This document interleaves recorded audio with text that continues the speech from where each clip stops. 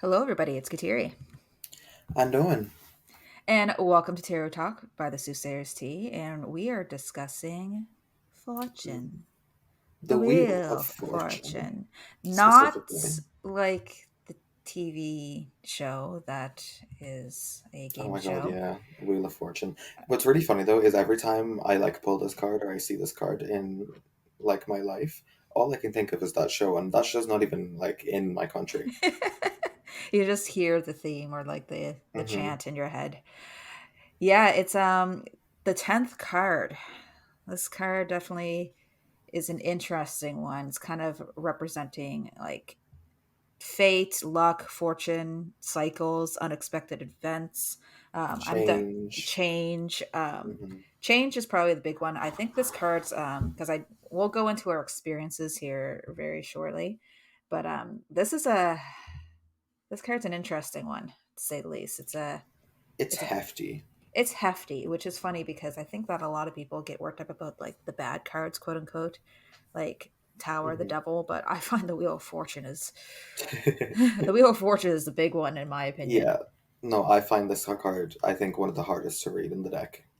Yeah, it's not just the hardest, it's that when you do read it, you're just like, oh, guess what? Everything you know is going to be whoop, upside down. Mm-hmm. Yeah.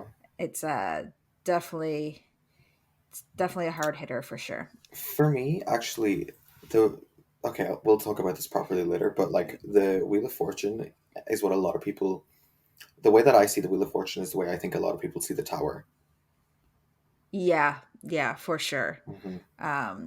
Because I have a lot of opinions on the Tower. To be honest, the Tower is actually one of my favorite cards, but I can't wait to talk about that one because I'm gonna get really excited about it. So yeah, let's talk about a little bit of the history of the card, or at least as it is by the rider-waite Smith. That being said, when I do research for these cards, when I say research, because again, I'm already have a general idea how these cards work just with all the readings I've been doing. But believe it or not, Wikipedia does give you a nice little rundown on a lot of the history of these cards, especially within the Rider-Waite Smith system.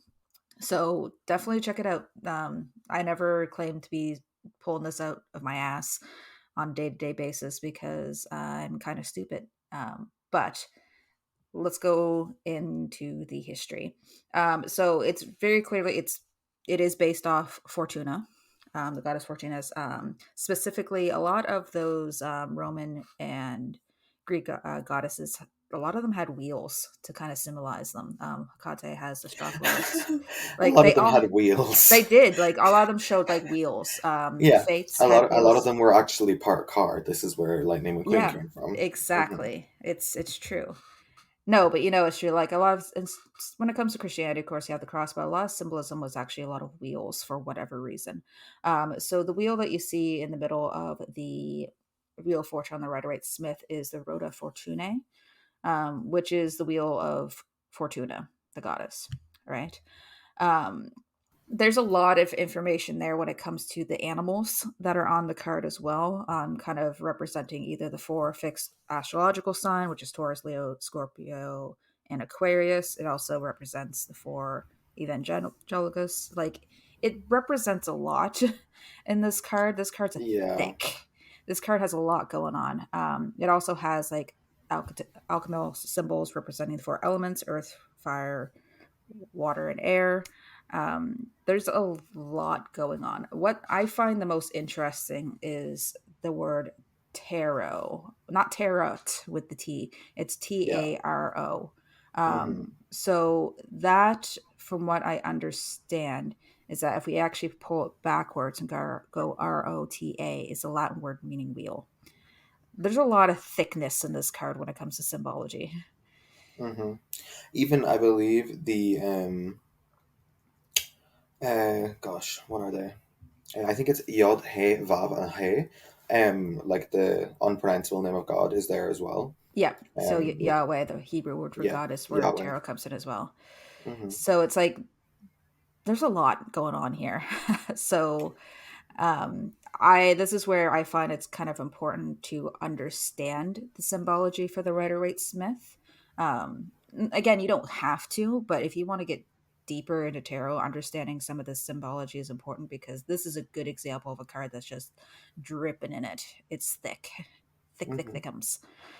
Um, but if we're going to go into a little bit of parallels there, um, and again, we're on the mental plane here, which is the concept of destiny. And it's kind of sandwiched in between the hermit and justice or strength, depending on your persuasion. So when it comes to the hermit, see, this is where I kind of like strength on the other side of it, because Oh with my a god, lot of my mic's been muted again. I'm sorry. good job. No, but when it comes to, I like having strength on the other side. That's my personal Hmm. persuasion. Strictly because I like the idea that because there's so much change within the Wheel of Fortune, you kind of Hmm. you have to deal with it afterwards, right? But Justice being in that position is fine as well.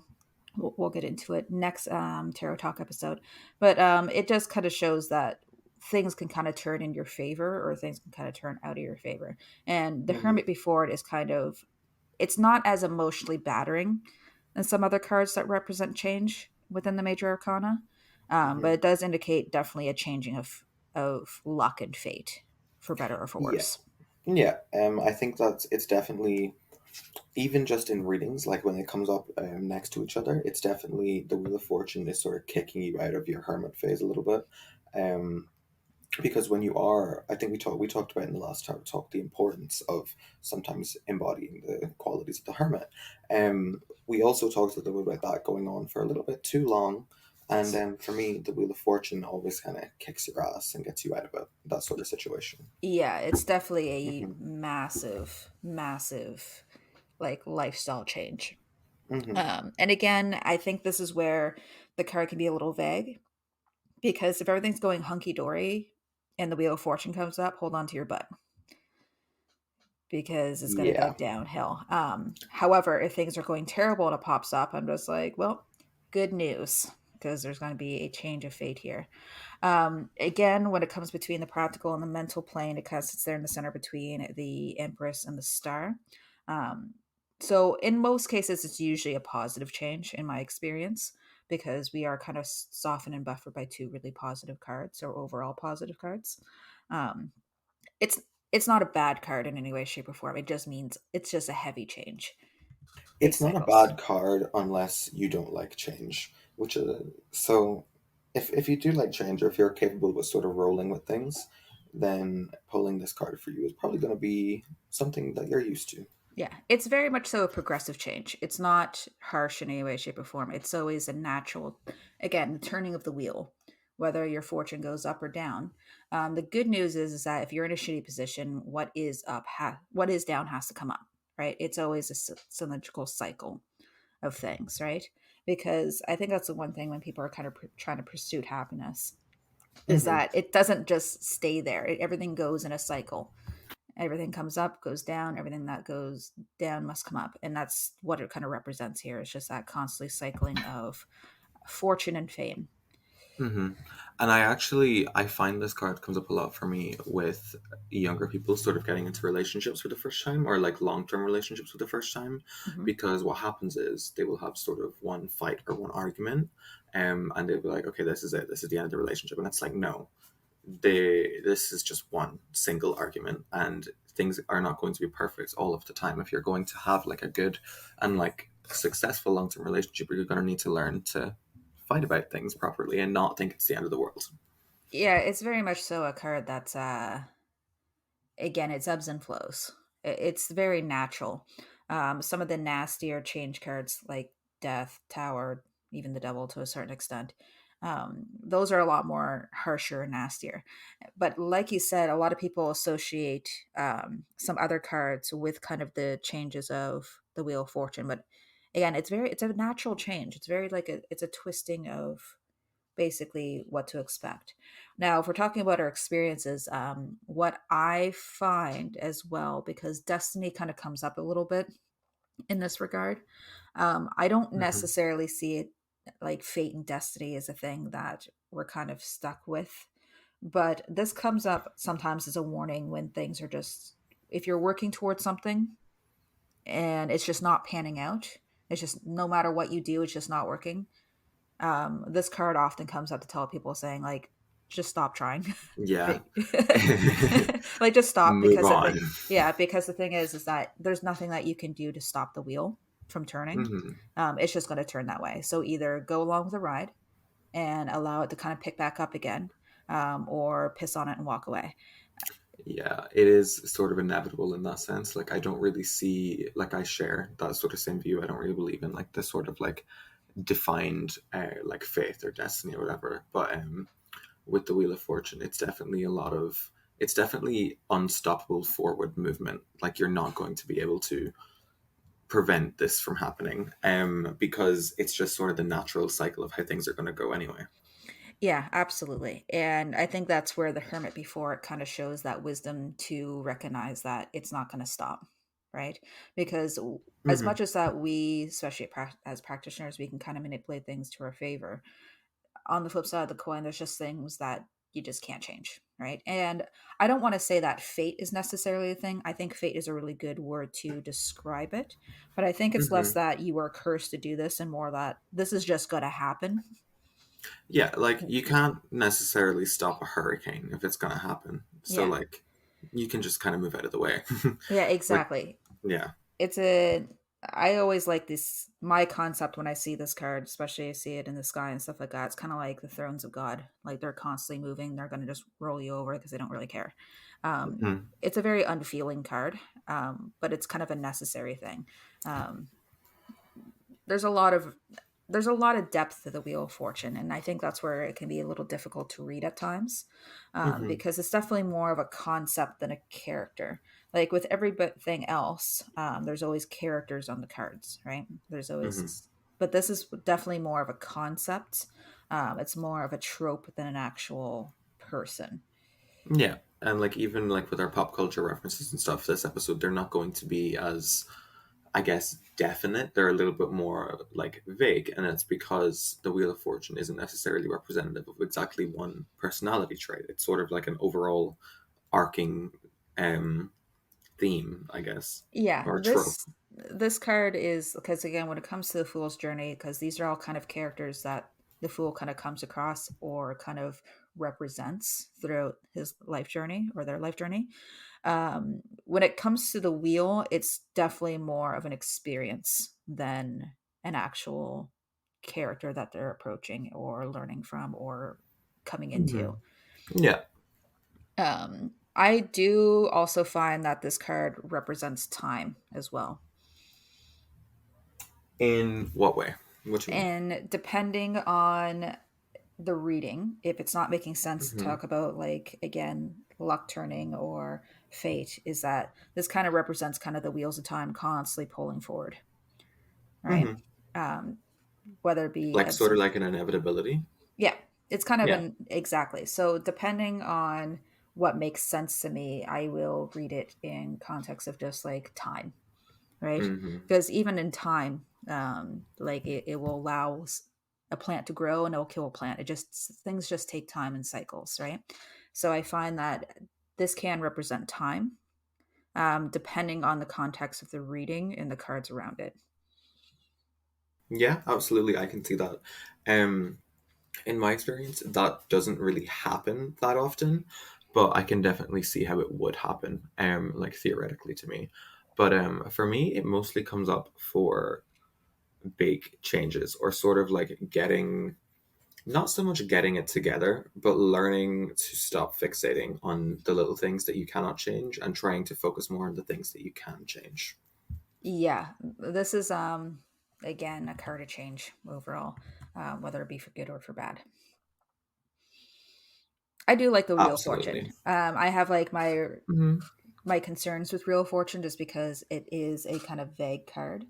But when it does come up, that especially for clients, when it does come up for me or for us or the client itself, I find that's Hmm. always interesting because I'm like, oh, you're here for a reason then, right? Yeah, yeah. Because I'm sure as professionals, we get people who come in that do it for entertainment or do it for fun, but then you get the clients who come in that they really need. Yeah, basically. they've had some sort of event happen in their life and they're looking for guidance. Yeah, or they're really in a situation where they do want guidance, right? When that comes up, I'm just like, well, you come to the right place because Hmm. let's investigate this card. When the Wheel of Fortune comes up, for me, I'm definitely pulling additional cards to find some more Oh yeah. additional information, which is funny because Hmm. usually when it comes to me pulling cards, I try to pull as little as possible because I want to Mm. pull as much as I can from the spread that's in front of me.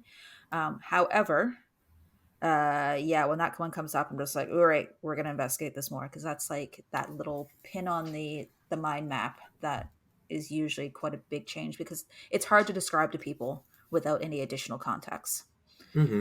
For yeah, well, I mean, for me, I actually do something similar. I usually, when I pull the Wheel of Fortune, I wait until I've finished dealing the rest of the spread, and then I might pull one more card just specifically for the Wheel of Fortune. Um, and if I'm sort of dictating a reading to someone, I usually don't even mention that card. I just use it to sort of inform me on the context behind the Wheel of Fortune, if that makes sense, and not Yeah, so much as its own card. yeah, and Mhm. that's That's smart, actually really. something I can see why Oracle decks could possibly be used. That's a situation where I can see that possibly Uh, going in that direction. It yeah, doesn't mean that I ever will, because I absolutely will not. But I can see where people are coming from.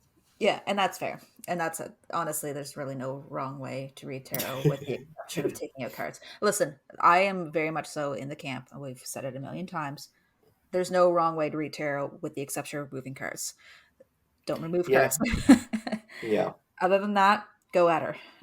hmm, So I think that overall, it's a vague card, but in a good way. yeah, absolutely. Now, the And question I have for you, because I don't read reversals, how would you read it as a reversal, though? as a reversal, it also sort of depends. For me, there are actually certain cards that I don't really read reversals for. This isn't necessarily one of them, but for me, it's usually just very simply if the card is in reverse, then it is okay. If the card is in reverse and it's the first card I pull, then it's probably they're coming out of a negative situation and they're like experiencing their Wheel of Fortune arc. And Okay. then if it's like upright, then it's sort of the opposite. They're sort of coming down from something. And I just sort of use it to indicate which way the wheel is spinning for this person. Yeah, well, spelling, spitting, the same Yeah. difference. Yeah, no, so I can see that. If I read reversals, which again I'm not opposed to, I just don't. I would probably read it more as stagnation, like things are not moving. The Yeah. car is kind of on its roof and it's spinning its wheels and nothing's actually moving. Hmm. So I would kind of read it as like, well, guess what? You're kind of stuck where you're at. So how the hell are we going to get out of it? Because if you're here, then you're here Yeah. for a reason, right? See, for me, that would be the Hermit reversed. Okay, Yeah. that's fair. Well, like it's all contextual, but like It's very contextual. more likely that's what usually comes up in that context. And this is But what I love and hate about mhm. reversals is that reversals are very much so UPG, right? I Oh find yeah, that 100%. find upright is like that is a system that you work Hmm. with. While I find that once you add reversals in there, it's just like, well, whatever the reader wants to make up. And when I say Yeah. make up, However, I don't mean it in a bad way. no, I know. However, the reader interprets the reversed version of this, I guess it is very much EPG. I'd love to write something on reversals one day, and I probably never will. But Yes. As here we go. there's listen, I've had conversations like, I should write a book on tarot. And then I Hmm. never do. I mean, I never do. I was making a blog post on Saint Bridget and like the syncretism between Saint Bridget and Bridget the Goddess, and it literally turned into a research paper that I submitted for part of my like course because I'm doing like my religious studies course. It was part of my degree, and I submitted it as that. I think I got like an 8.2 out of 10. I was very proud of it, and I never published it. Listen, at the very minimum, at least you got some sort of use out of it and didn't just sit at the Hmm. computer. Hmm. True.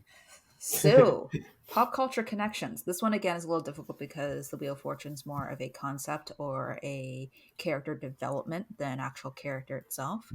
But we were able to Hmm. find a few examples. Yeah. For me, because I very recently, and for the very first time, watched Legally Blonde. Oh, you're And such an infant. listen, okay, no, but to be fair, this was just on me. Like I could have watched that at any point in the last like 10-ish years. I still would have been like uh 2001 it came out. 10 years ago it was 2012. So 11 years. I still have been 11 years late, but still. No, but Elle Woods from Legally Blonde, just this sort of like character arc that she does have where oh my god, I just watched this movie last week.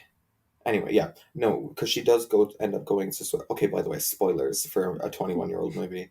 But she does end up going to law school and she does end up getting her degree and graduating very um very Very something good. I apparently will not be doing with very high like with honors or whatever.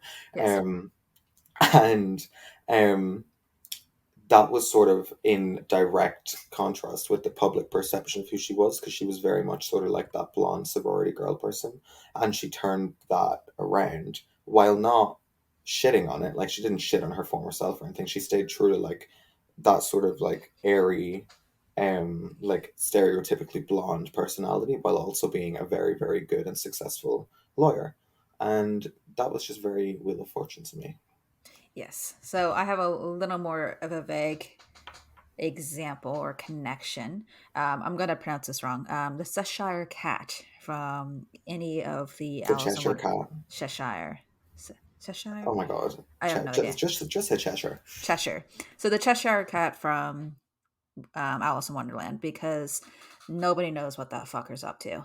And the thing is that when Alice kind of comes across the Cheshire Cat, it's very much so a situation where it's like, is this friend or foe? And when the cat is kind of giving advice, is very vague, and it's kind of like, oh, you're in kind of a bad spot, aren't you? it's it's an interesting character because it's almost like it is almost like doling out fate and doling out kind of situations, and it's always there when she's in a bad spot, and it's always there to kind of help her kind of get out of it a little bit. So there is kind of a twisting of fate there when it comes to the Cheshire Cat and how it's a bit of an asshole. um I do love it, but that's a for me that's the first thing I kind of thought of, because it is kind of a it's not so much a character as an untangible thing that kind of flits in and out and kind of is always there at the wrong time to make things better, but not necessarily Hmm. actionable, just because it's there to make things better by giving her advice to make herself better, to get her to change. Yes. A herald of change. A herald? Yes, a Herald? herald. Herald? Steward? I have no Steward of idea. change. Steward Sure. of change, yeah. Whatever. And honestly, it comes into the character just being shifting in and out of visibility too. Hmm. It kind of shows that kind of shifting and changing. Yeah. For me, very much Ash Ketchum from the Pokemons, all of the All Pokemons, the in Pokemons. fact. No, but just he's very like his character, just his character, his overall character. No matter what seems to happen, he always seems to go down and then a little bit up. He never loses necessarily, and when he does lose, it's still a very positive loss. Like I think you said earlier he's got plot armor, which I Yeah. think is a very good way to describe it. Like this, he like nothing bad is necessarily ever going to happen to him that's not going to be turned back into a good, and that sort of like quick um quick description, I guess, quick depiction, yeah, of like negative change and positive change, and just constantly going up and down is a very good depiction, I think, of the Wheel of Fortune and the symbology behind it. Yeah, it's kind of like the trials and tribulations of like just and being in some sort of like kind of competitive Hmm. style of It's almost like at the beginning of every episode, he pulls the Wheel of Fortune. yeah, exactly, because something goes to hell and Yeah, it's always working out in his favor. So this and is like then a yeah, yeah, it's a really positive kind of spin on the Wheel of Fortune for sure. But and that comes into again a character concept compared to an actual character. The Wheel of Fortune is plot armor. Or that one character that's always going to get screwed no matter what, right? hmm, Because they're constantly in that kind of state of flux. Anytime something goes up, it has to go down, or anything that goes down has to go up. And Ash Ketchum is actually a good example of that, because he's constantly going up against the odds, and it always works out in his favor. Yeah, Absolutely. Um, absolutely. Another Mhm. example I have that's really on the nose is Mad Sweeney from American Gods. That's literally the leprechaun character, which I feel like that you're slightly triggered by. But no, it's We will, but I won't say anything. I'll hold my tongue. no, it's very much so. When you first come across him, he's got his lucky coin, right? And he's kind of doling out that kind of favor to people, things going up and down, because all the people that he kind of gives favors to, it's a big change. And it's always changed, usually for the worse, because that's just how that show works. But it's always Hmm. something massive. Again, spoiler, when it comes to the wife character, he basically brings her back to life, but she's kind of in a rotting body now. And she has to kind of figure out her, again, no, she's no longer dead, but now she has to deal with this because, again, the constant almost Oh, I cycle. just realized who you were talking about. Yep. Sorry, for everyone, I watched American Gods like season one ish, or maybe like a lot of season one. I didn't really like it, and I didn't really pay that much attention to it. And I've been literally sitting here for the last like 20 minutes trying to figure out who Mad Sweeney is from the Trello board, and I've just He's remembered who it good. was. It's the actual hot leprechaun. Yes. Yeah, with the Um, coin. with the coin, with the Yeah. lucky coin, right? Mm. And when he's kind of bestowing these things, it's like it's everything's just kind of chaotic in the best way because it moves the plot forward. Nobody's really Hmm. punished by what's happening, but they're kind of given something that's kind of screwy and they have to figure it out. So when it Yeah. comes to the wife character, she comes back to life, but now she's in a rotting body, so she has to figure that out. This is where I can see people kind of get connections with the Wheel of Fortune and the Tower, but it always kind of moves the plot forward and it always kind of works out when it comes to, again, Mad Sweeney and his lucky coin. Yep. And I agree. I mean, I would have to watch American Gods again to keep talking about this. I really want to. I've wanted to get into it for a while, and I just didn't. Like it was just eh. I want to read the books though too. I want to read the books. The books are a lot better, and I know that Hmm. when it comes to American Gods, the first season was gold and it just went downhill very, very quickly. Oh, so if I didn't even like the first season, I might not even like the rest of Yeah, exactly. But it. I did like the concept of what they were Yeah. doing, and I think probably that has a lot more to do with the like the material that it was sourced from than the actual show itself. Hmm. Yeah. And with that, I think we will see you all on Friday. Maybe I will have read slash watched American Gods by then. We'll see. But yeah, my name's Kateri. You can find me on Instagram mostly. You can also visit me at vinoxis.net for readings. All the information is going to be in the description below. Yeah, and I've been Owen. You know where you can find me on Twitter and Instagram, and quite literally that is it. I don't even post on Instagram anymore. We move, but all of my links will be in the description below. So good luck, everybody. See you Friday. See you Friday. Bye. Bye.